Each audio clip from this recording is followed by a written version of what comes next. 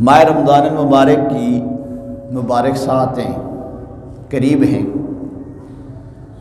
اور اب کے بعد ایک جمعہ ہوگا اور پھر ماہ رمضان المبارک انشاءاللہ شروع ہو جائے گا۔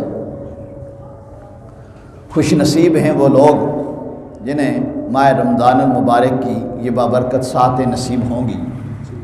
ہمارے آقا صلی اللہ علیہ وآلہ وسلم ماہ شعبان المعظم میں ہی دعا فرمایا کرتے تھے، اور بعض حدیثوں میں آتا ہے ماہ رجب میں بھی فرمایا کرتے تھے اللہم بارک لنا فی رجب و شعبان وبلغنا الی رمضان۔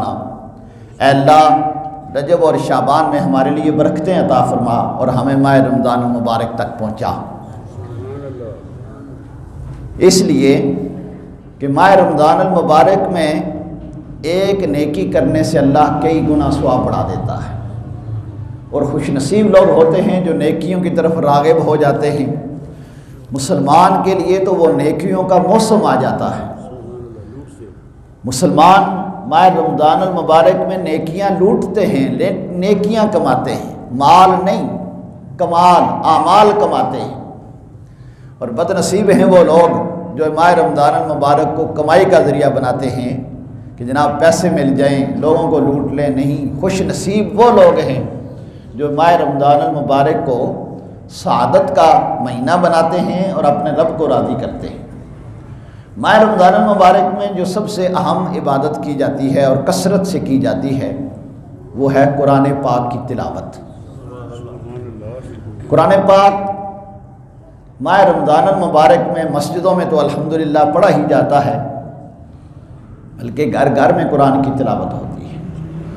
قرآن پاک مسجدوں میں نماز تراویح میں پڑھا جاتا ہے، پھر اس کا خلاصہ بیان کیا جاتا ہے، اس کی تفسیر بیان کی جاتی ہے۔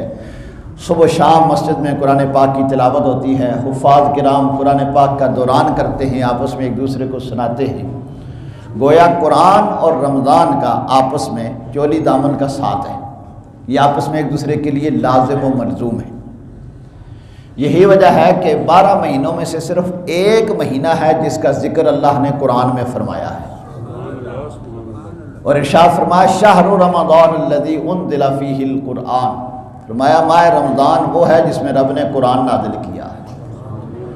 قرآن کا ذکر ماہ رمضان میں اور ماہ رمضان کا ذکر قرآن میں، دونوں ایک دوسرے کے لیے لازم و ملزوم۔ اس لیے میں نے مناسب سمجھا کہ آج کا ہمارا جو عنوان ہوگا وہ ہوگا قرآن پاک کی فضیلت اور عظمت۔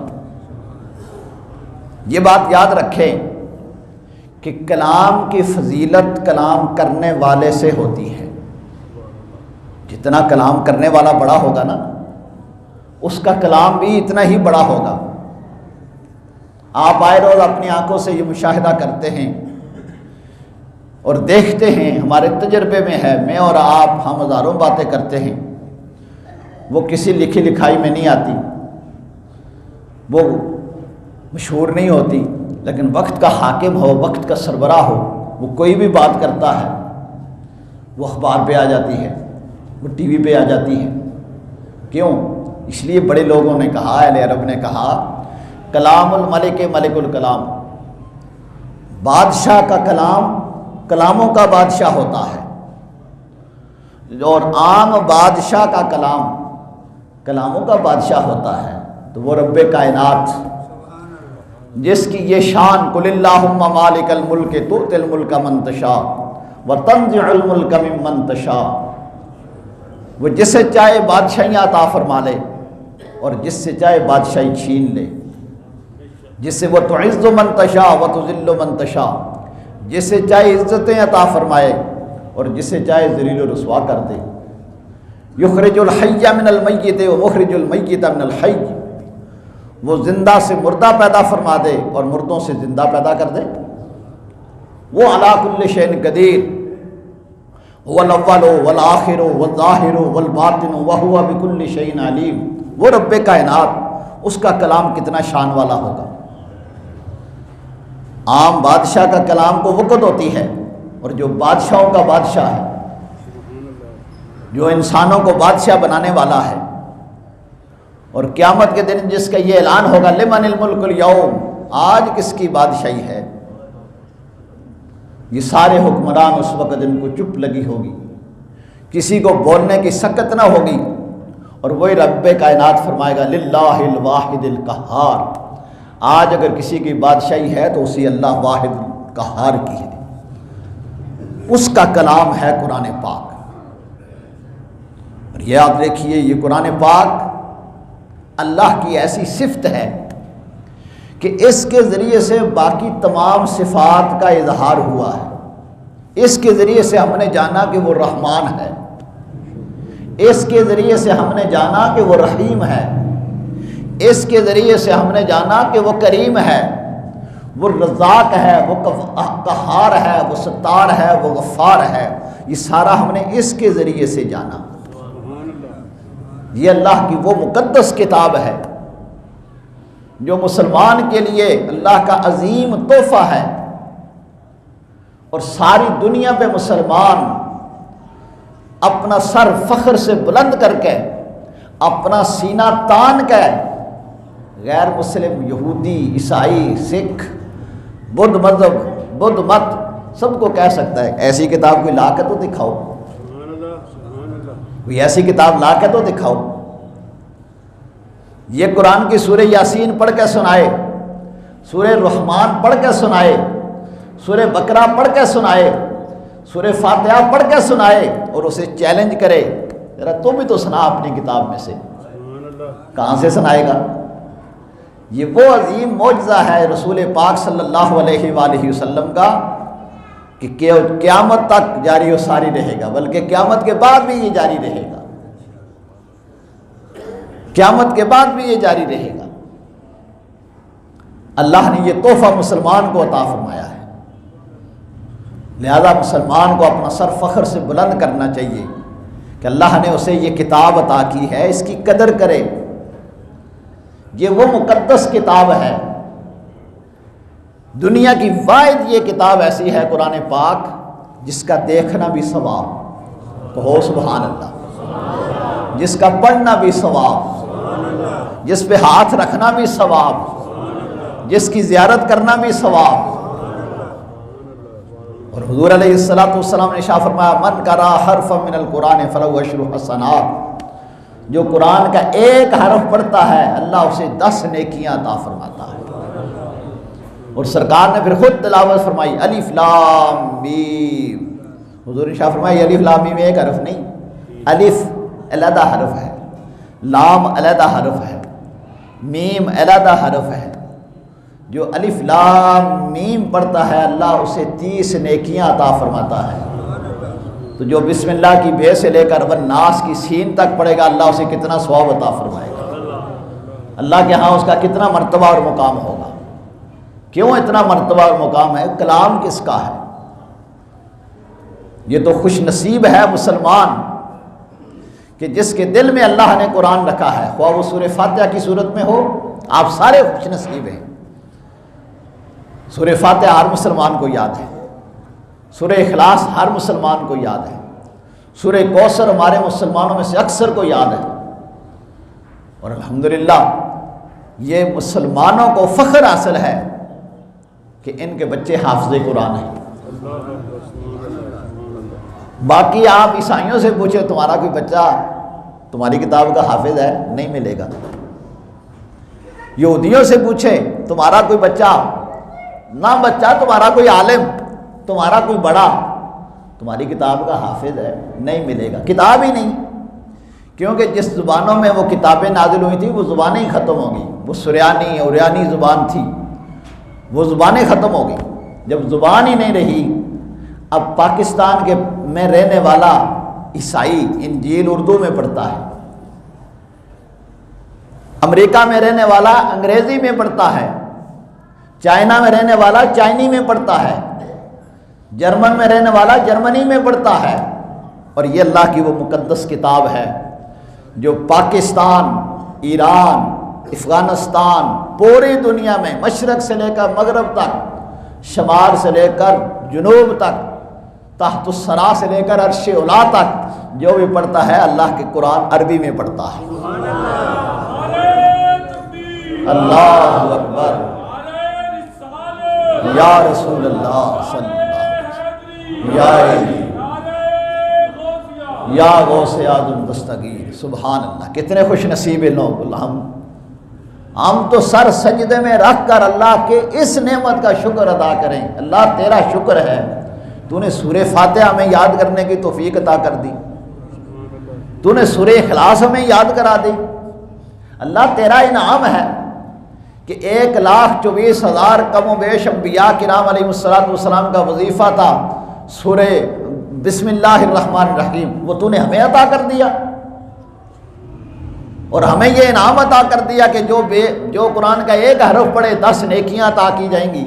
بسم اللہ الرحمن الرحیم کے 19 حروف ہیں. جو صرف بسم اللہ الرحمن الرحیم پڑھتا ہے اللہ 190 نیکیاں اسے عطا کر دیتا ہے. کتنے خوش نصیب ہیں ہم. اس لیے اس قرآن کی قدر کرو, اس کی عزت کرو, اس کا احترام کرو, اس کو پڑھو, اسے سمجھو. کوئی نہیں پڑھا ہوا کھولے کم از کم روزانہ قرآن پاک کو, اسے چومیں, اس کے اوپر انگلیاں پھیرے اور ہر ایک انگلی کے نیچے کم از کم بسم اللہ الرحمن الرحیم پڑھے ہر سطر کے اوپر. اللہ اسے بھی اس کا اجر و ثواب عطا فرمائے گا.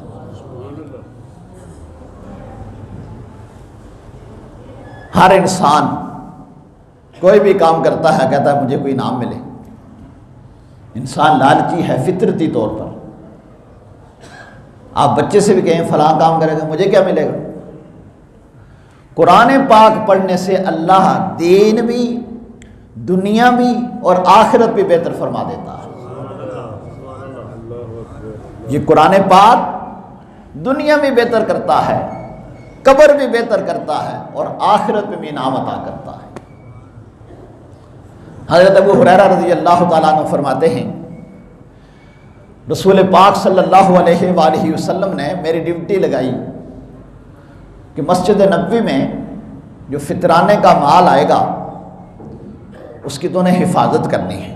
اور اس وقت کیونکہ پیسے نہیں ہوتے تھے, لوگ اجناس جن سے گندم, کسی کے پاس گندم ہے تو اس نے گندم بیچ دی, کسی کے پاس جو ہیں اس نے جو بیچ دیے, کسی کے پاس کھجوریں ہیں اس نے کھجوریں بیچ دی.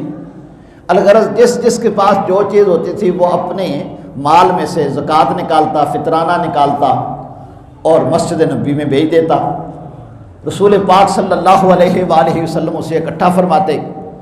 جب سارے لوگ اپنا اپنا مال بھیج دیتے اب حضور علیہ السلام اعلان کرواتے کہ جو ضرورت مند ہیں وہ آئیں اور اپنا اپنا مال لے جائیں. حضرت ابو ہریرہ رضی اللہ تعالیٰ عنہ فرماتے ہیں کہ مسجد نبوی میں مال اکٹھا ہونے لگا, جمع ہونے لگا. رسول پاک صلی اللہ علیہ وآلہ وسلم نے میری ڈیوٹی لگا دی کہ تم نے اس کی نگہبانی کرنی ہے. جب سارا مال اکٹھا ہو جائے گا ہم غریبوں میں اعلان کریں گے, آگے اپنا اپنا مال لے جائیں گے, اپنی اپنی ضرورت پوری کر لیں گے.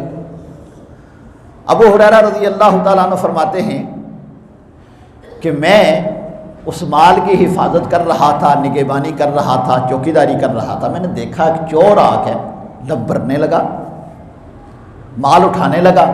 میں نے اسے پکڑ لیا کہ تو مال, اور وہ بھی اللہ کے گھر سے چوری کر رہا ہے. معلوم ہوا مسجدوں سے چوری کرنا, یہ جو آج بھی جوتے چوری کرتے ہیں نا, یہ کوئی اچھے لوگ نہیں ہوتے.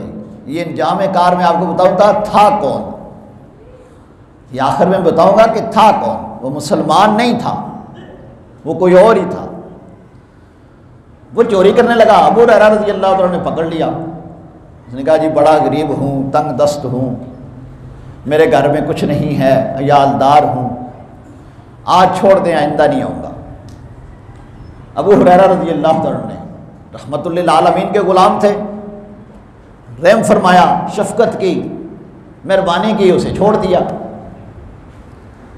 رسول پاک صلی اللہ علیہ وآلہ وسلم کی بارگاہ میں حاضر ہوئے, ابھی سلام ہی کیا تھا. سرکار نے ارشاد فرمایا یا ابا ہریرہ ما فعل اسیر. ابو ہریرہ چور کا کیا کیا؟ ابھی ابو ہریرہ نے کچھ نہیں کہا, حضور نے پہلے بتا دیا. ابو ہریرہ چور کا کیا کیا؟ معلوم ہوا ہمارے آقا کی نگاہ ساری کائنات پہ ہے, ساری کائنات کو حضور دیکھتے ہیں. حضرت ابو ہریرہ رضی اللہ تعالیٰ عنہ نے عرض کی یا رسول اللہ صلی اللہ علیہ وسلم. اس نے اپنی غربت کا اظہار کیا, اپنی تنگ دستی کا, عیالدار ہونے کا.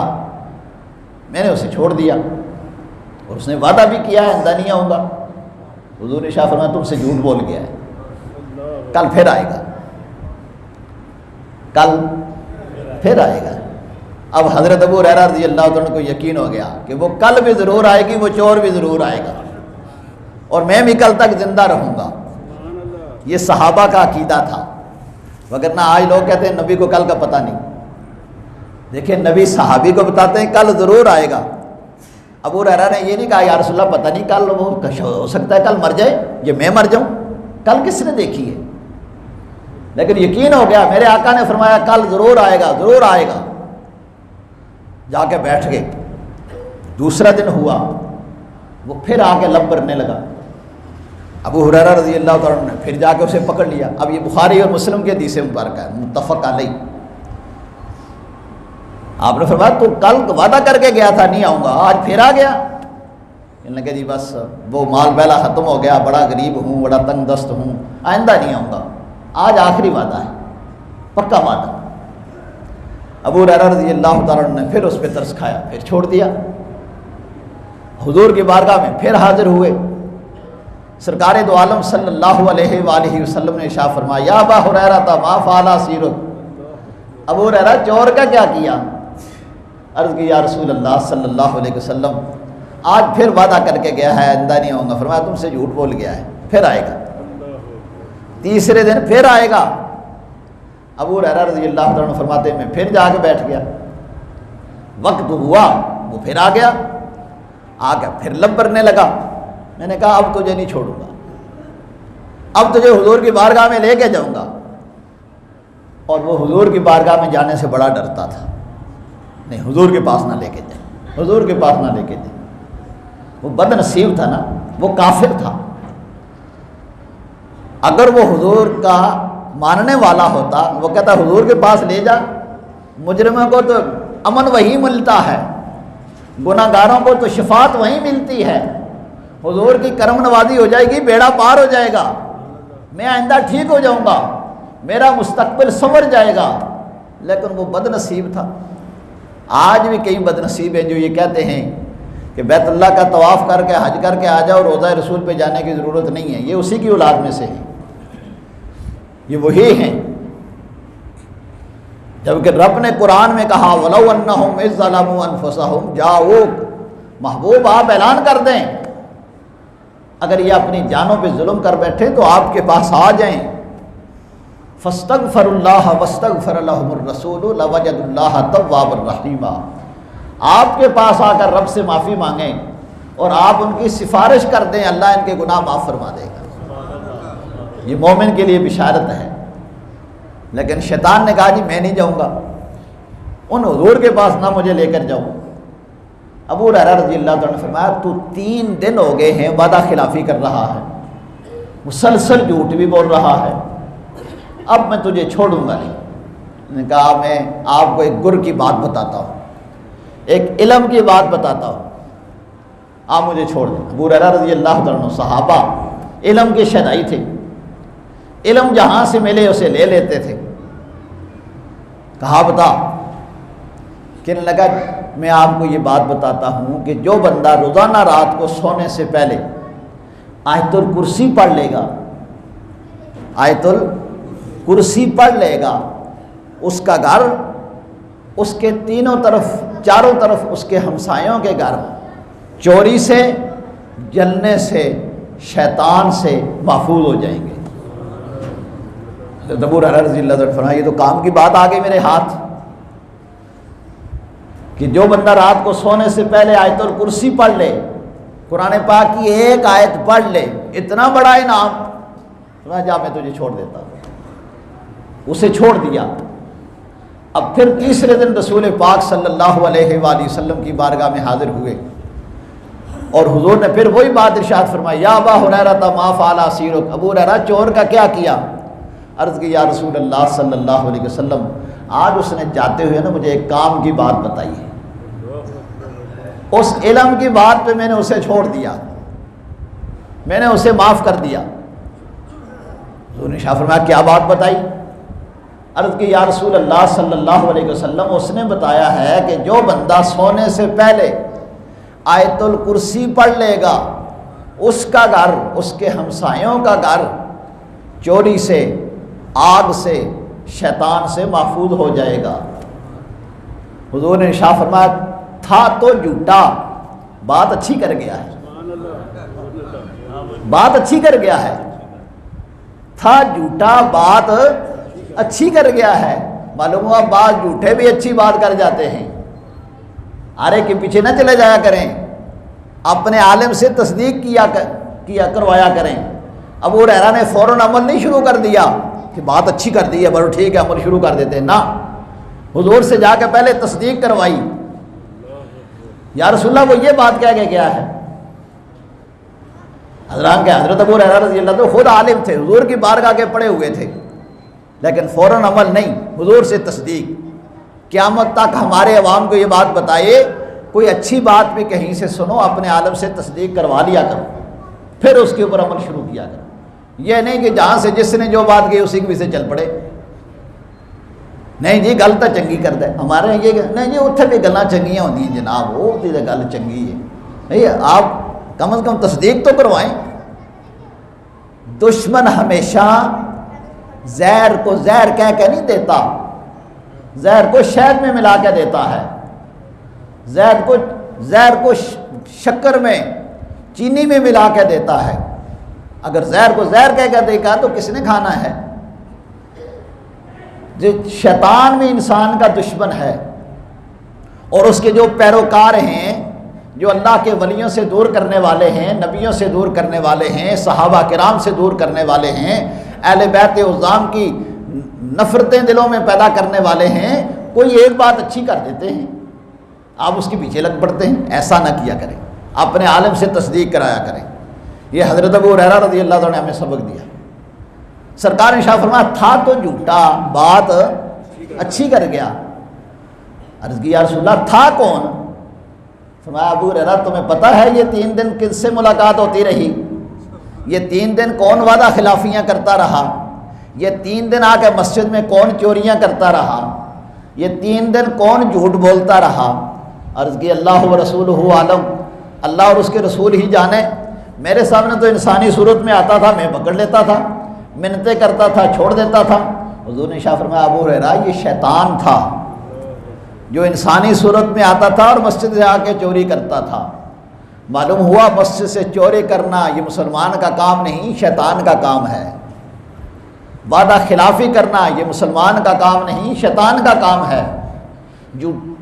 جھوٹ بولنا، کل اپریل فول گزرا ہے، کل یکم، جھوٹ بولنا اکثر و بیشتر اخبارات میں بھی کل آئے ہوئے لوگ جھوٹ بولتے ہیں، اور اتنا بڑا جھوٹ بولتے ہیں کئیوں کے نقصان ہو جاتے ہیں، کئیوں کو ہارٹ اٹیک ہو جاتا ہے، کئیوں کے بلڈ پریشر ہائی ہو جاتے ہیں، فالج کا اٹیک ہو جاتا ہے۔ یہ جھوٹ بولنا شیطان کا کام ہے، مسلمان کا کام نہیں ہے۔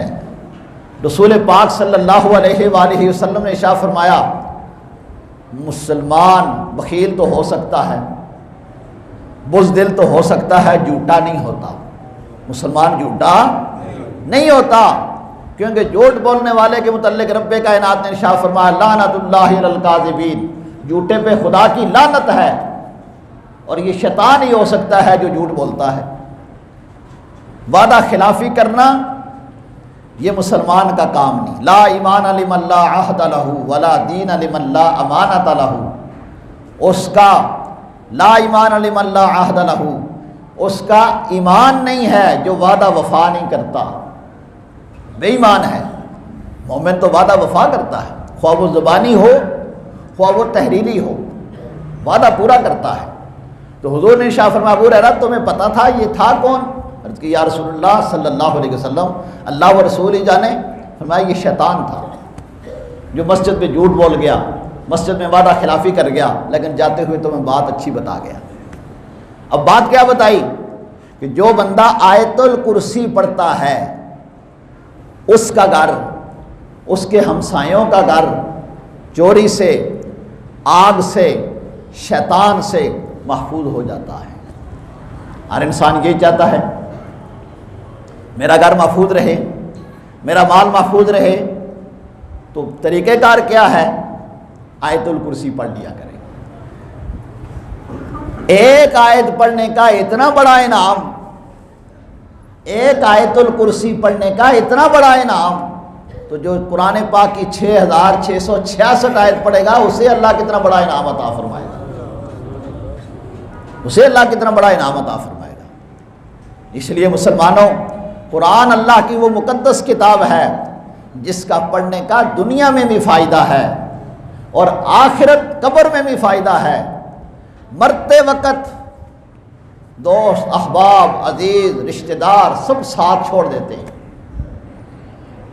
جب تلخی شروع ہوتی ہے، نزع کی کیفیت شروع ہوتی ہے، جسم کے بال بال رونگٹے سے روح نکالی جا رہی ہوتی ہے، اب وہی جانیں جس کی روح نکل رہی ہے، جس کے اوپر بیت رہی ہے۔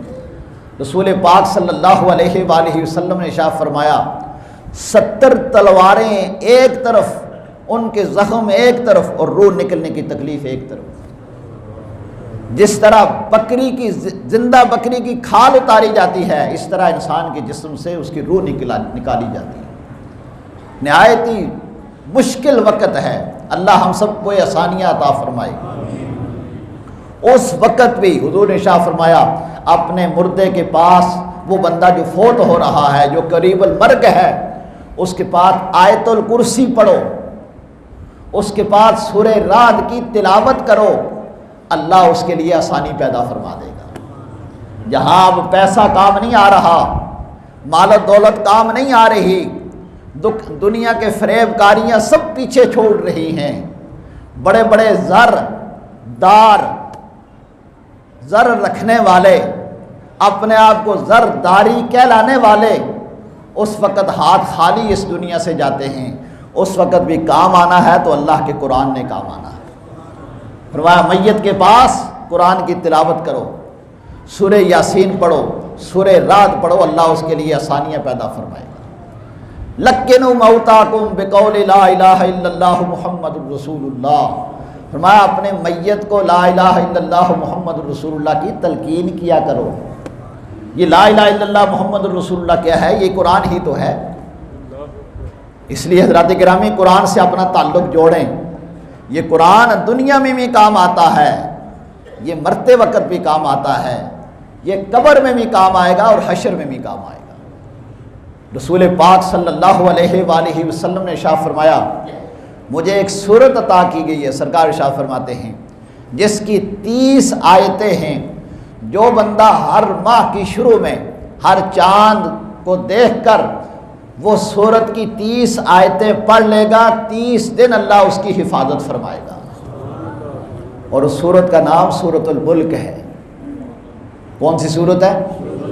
سورۃ الملک۔ الحمدللہ روزانہ آپ کی مسجد میں بعد نماز عشاء یہاں اس کی تلاوت کی جاتی ہے، سنا کریں، پڑھا کریں۔ ایک دن پڑھ لینے سے پورے 30 دن کی حفاظت، لوگ اپنے حفاظت کے لیے 1 مہینے کے لیے بندہ رکھیں، چوکیدار رکھیں، کتنی اس کو تنخواہ دینی پڑے گی، اور اللہ کا قرآن پڑھنے سے مفت میں تمہاری حفاظت کی جا رہی ہے، اور اس سے بڑا اور کیا چاہیے؟ اور اتنا بڑا انعام جو حضور نے ارشاد فرمایا جو بندہ سورہ ملک کی روزانہ رات سونے سے پہلے تلاوت کر لیتا ہے، قبر میں یہ سورت اپنے پڑھنے والے کی اس طرح حفاظت کرتی ہے جس طرح مرغی اپنے بچوں کی حفاظت کرتی ہے، اپنے پروں کے نیچے دے لیتی ہے، اسی طرح یہ سورت اپنے پڑھنے والے کی حفاظت کرتی ہے۔ ابھی میں دنیا کا انعام بتا رہا ہوں، قرآن پڑھنے کے دنیا کے فائدے۔ حضور علیہ الصلوۃ والسلام نے ارشاد فرمایا جو بندہ روزانہ سورہ یاسین کی تلاوت کرتا ہے اللہ اس کی ساری حاجتیں پوری فرما دیتا ہے۔ اب ہر بندہ چاہتا ہے میری مشکلیں آسان ہوں، میرے کاروبار میں برکت ہو، میری دکان میں برکت ہو، میری حاجتیں پوری ہوں۔ رسول پاک صلی اللہ علیہ وآلہ وسلم نے ارشاد فرمایا سورہ یاسین پڑھ لیا کرو، اللہ تمہاری حاجتیں پوری فرما دے گا۔ یہ صرف دنیا کے انعام ہیں، اور آخرت کے انعام سبحان اللہ کیوں نہ ہوں گے کہ اللہ کا قرآن جس کے متعلق رب کائنات نے ارشاد فرمایا لو انزلنا هذا القرآن على جبل لرأيته خاشعا متصدعا من خشیۃ اللہ، اگر یہ کتاب کسی پہاڑ پہ اتاری جاتی تو پہاڑ اللہ کے خوف سے لرزہ لرزہ ہو جاتا۔ اس کے اندر یہ وسعت اور طاقت نہیں تھی کہ اس قرآن کو محفوظ کر سکتا۔ یہ بندہ مومن کی وسعت ہے کہ اللہ نے اس کے دل کے اندر اپنے محبوب کے وسیلے سے قرآن کو محفوظ فرما دیا ہے۔ اس لیے رب کائنات نے اپنا تعارف سورہ رحمان کی ابتدا میں یوں بیان فرمایا الرحمن علم القرآن خلق الانسان علمہ البیان۔ اللہ اکبر، فرمایا رحمان نے اپنے محبوب کو قرآن سکھا دیا، رحمان نے اپنے محبوب کو قرآن سکھا دیا، اور محبوب دو عالم صلی اللہ علیہ وآلہ وسلم کے وسیلے سے، حضور کے صدقے سے پھر قیامت تک یہ سرکار کے امتیوں کو حاصل ہوتا رہے گا۔ حدیث شریف میں آتا ہے کہ زمین و آسمان کی پیدائش سے 1000 سال قبل اللہ رب العالمین نے جس طرح اس کی شایان شان ہے اس کے مطابق سورہ یاسین اور سورہ طٰہٰ کی ابتدائی آیات کی تلاوت فرمائی، جس طرح اس کی شان تھی، تو فرشتوں نے جب اس کی تلاوت کو سنا، آسمانی مخلوق نے سنا، عرش کے پاس رہنے والی مخلوق نے سنا، تو ان فرشتوں نے کیا کہا طوبیٰ لأجواف فی قلوب ھذا، مبارک ہیں وہ دل جن دلوں میں یہ قرآن ہوگا، مبارک ہیں وہ زبانیں جن زبانوں پہ یہ قرآن جاری ہوگا، اور مبارک ہیں وہ ذہن، وہ دماغ جن میں قرآن کو محفوظ کیا جائے گا۔ خوش نصیب ہیں وہ لوگ جو اپنی صبح کی ابتدا، اپنے اٹھنے سے کے بعد فوراً قرآن پاک سے اپنی زندگی کی ابتدا کرتے ہیں، اور رات کو سونے سے پہلے پھر آیت الکرسی پڑھ لیتے ہیں۔ اللہ کے فرشتے ان کی حفاظت کرتے ہیں، اور قیامت کے دن قرآن کا کتنا بڑا انعام ہوگا سنیے، جب نفسہ نفسی کا عالم ہوگا، یوم یفر المرء من اخیہ و امہ و ابیہ و صاحبتہ و بنیہ، جس دن باپ بیٹے سے بھاگ رہا ہوگا، بیٹا باپ سے جدا ہوگا، کوئی کسی کا پرسان حال نہیں ہوگا۔ القرآن والرمضان یشفعان یوم القیامہ، یہ قرآن اور رمضان اس دن بھی شفاعت کر کے اپنے ساتھ جنت میں لے کے